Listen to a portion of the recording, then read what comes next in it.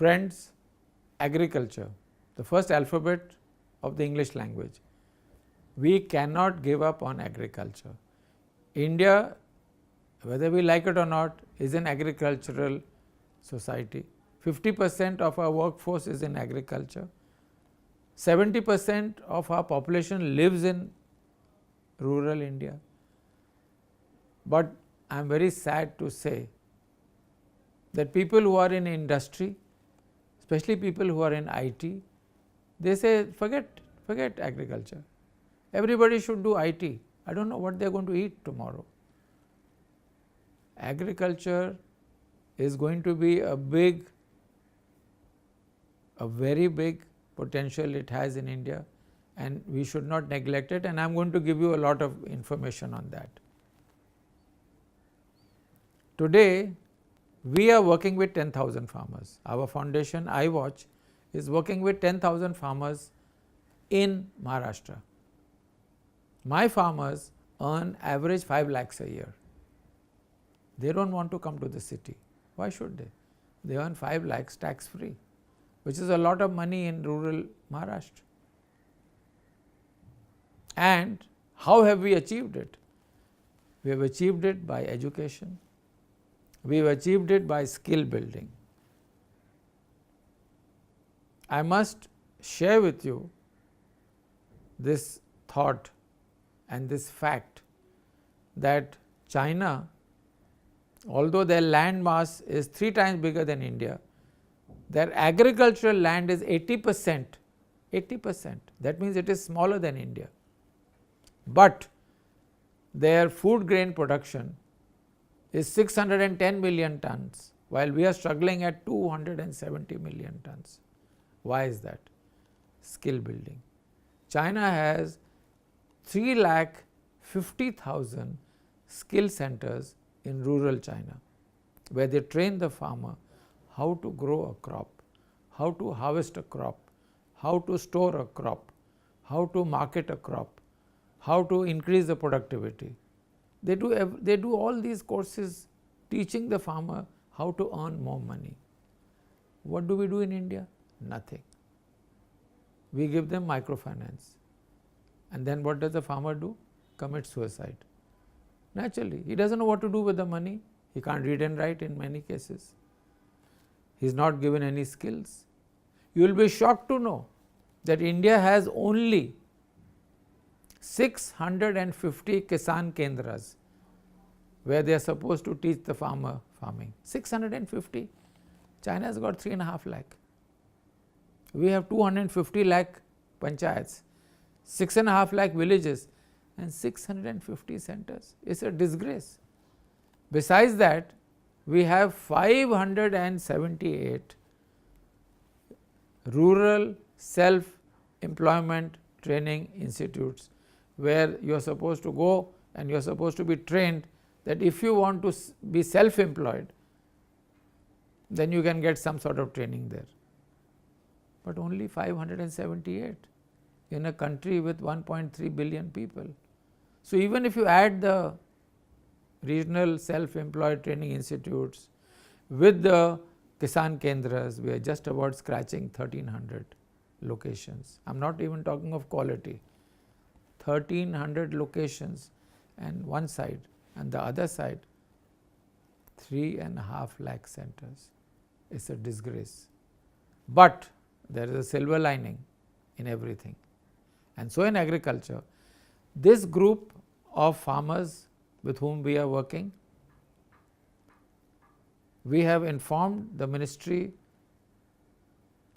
of Agriculture in Delhi, the Prime Minister's office, Ministry of Finance, Niti Aayog. Please go and see what is happening.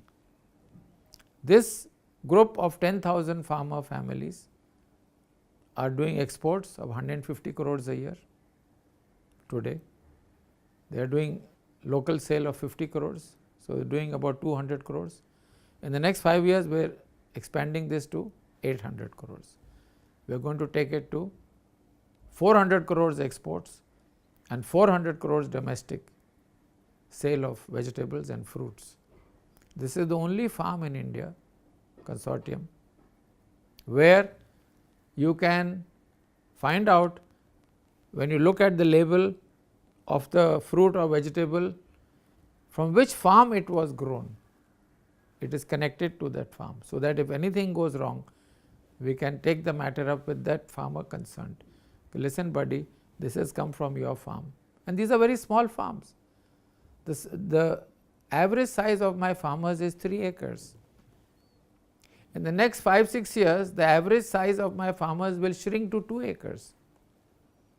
We are not doing those farming Western style, we are doing farming Indian style and increasing the productivity.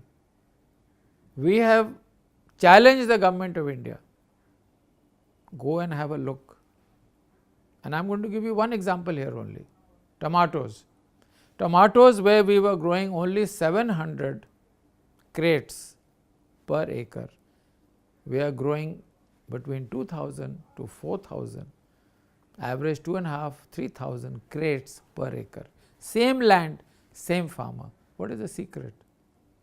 Not that the farmer is working more, no, working less probably, using less water, less fertilizer, less pesticide, less insecticide. Skill building, training, sharing the best practices, talking to the farmers, teaching them how to grow, and that over 3 years the productivity has gone up. And we are doing that for all crops. The name of the farm is called Sahyadri Farms. You can go to the website sahyadrifarms.com. We were able to convince the Niti Aayog.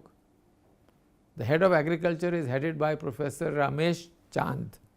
I went to meet him last 6 months, 1 year I have been meeting him. I said, sir, please go and have a look. I do not agree with the government of India that everybody from the villages have to come to the cities.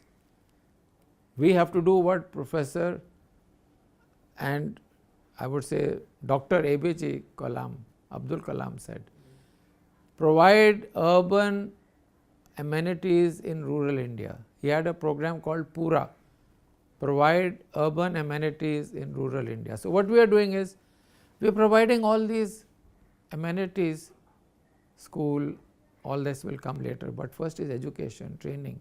Increase the earning power of your farmers. Once you increase the earning power, they do not want to migrate to the city. I have talked to these farmers. They say, sir, we are earning 5 lakhs a year. Why should we go to Bombay and live in a slum? See our house, see our motorcycle, see my car, see my this, that. My children are going to school 1 kilometer away, they take a bicycle and go. Air is so clean. Why should we go? It is a fallacy of the officials of the state government, where they have somehow convinced our Prime Minister that in 5 years' time we will double the farmer income. I do not agree. We should increase our farmer income by 3 to 4 or 5 times in the next 5-7 years, not double. The potential is very high, because in a country like China, where the Chinese farmer, what he grows in 1 acre, our farmer requires 3 acres, and China has got a harsh climate, it is very cold.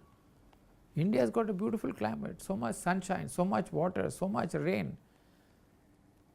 We can definitely increase our farmer's income 5 times, if not in 5 years, in 10 years' time. We can more than double his income in 2 years' time, not in 5 years' time. I am happy to say that the entire team from Niti Aayog went in March 2017 and stayed there for 3 days, and their eyes popped out. They saw what the farmers were doing. And Professor Ramesh Chand told our team in Maharashtra, this is exactly what the Prime Minister of India wants. This is the model which will work for India, because it is an Indian model, made by India, run by Indians and conceived by Indians. This is very easy to duplicate anywhere in India. For your information, we have given another proposal to the government of India, for which we are in the process of sending out 50 personal letters to the Secretary's Government of India, to Prime Minister's office, to various connected people, chambers of commerce, and giving all the statistics as to what is happening today, what they have done in the last 6-7 years, and what they are going to do in the next 5-6 years. And we ask all of them to come and visit and see for themselves, because 800 crores turnover is not a small turnover for such a activity. 800 crores, out of which half of it is going to be exports. We have given the figures to the government. We need 5,000 such centers in India. You can learn from this center. 5,000 centers, the exports will double from the present 20 lakh crores, they will double to 40 lakh crores in the next 7-8 years. It's not a joke. The country is struggling for exports, they don't know what to do because they have given up on agriculture. How foolish. And actually about 20-25 crore rural people, their standard of living will shoot up by 5 times. And because of that, the earning power, the demand which is there will be converted into buying power, and that will have an effect on houses, transport, schooling, health. In every sector the demand will shoot up, and these people will be able to pay for it because they will have the money to do it. So, I wanted to mention this on agriculture, is very important, it is a live example. It is very sad that there are 75 agricultural colleges in Maharashtra. They do not know what is happening. They are busy doing PhD in agriculture, they are busy doing masters, they are busy doing I do not know what, bachelors in agriculture, but have they ever touched Mother Earth with their hands? I do not think so. They are busy writing articles on foreign magazines on agriculture. We have suggested to the Government of India that all agricultural colleges, which is I believe a graduate course of 4 years, half the time they should spend on the farm. 1 semester they should study, 1 semester they should be with the farmers. They are not helping the farmers, they are writing some rubbish reports which have no relevance to India or to our farmers, because they have not been able to give a solution, while small foundations like us, who are not even farmers, we are not even agriculturists, we are just using our common sense that we have to do skill building for the farmers. We have to do primary and good secondary education for farmers. We have to educate the farmers and we have to skill them. The rest they will do. They are very hard working. You do not have to try to be extra smart with a farmer. A farmer is very smart, they know exactly what to do, but you are not giving the necessary strength to the farmer. So, my earnest plea to the government is, please change the curriculum of all agricultural colleges in India. Please see that half the time they are with the farmers and half the time they are in the classroom. If we can do this, there will be an agricultural revolution. We have calculated the back of the envelope that today India is producing 250-260 million tons of food grains. We can cross 1000 million tons in the next 7-8 years and become the food basket of the world. India is already the second largest producer of fruits and vegetables in the world, but 40% of them are destroyed before they reach the customer because of middlemen. In our case, nothing is destroyed. In Shahidri farms, I think the wastage is less than 1 or 2%, which is the normal wastage in processing and all that. For example, tomatoes, we sell the tomatoes, we export the tomatoes. What we can't, we convert it into tomato puree. What we can't, we convert into tomato ketchup. So, nothing is wasted. Like that, everything is processed. Why I am saying all this is, again and again I am repeating the same thing, is do not give up on agriculture. 70% of Indians live in agriculture. See how you can make them rich. They will not come to your cities. They will become small clusters. My experience in Germany is, which I travel very often, my second language is German also. So, I travel very often, Germany, Switzerland, Austria, German speaking countries. Outside the big cities, there are these small clusters of villages. Very modern, they've got Wi-Fi, they've got TV, they've got electricity, water, sanitation. Close by there's a school, close by there's a hospital. Nobody wants to come to the big cities. In fact, the rents in the big cities is not going up like in Bombay. It's not going up at all. I know many of my friends who have properties in the big cities of Europe. I mean, they're hardly going up at all. A little bit it goes up due to inflation or something, but they hardly have any inflation. So, coming back, the secret of India's future, according to me, is and should be agriculture.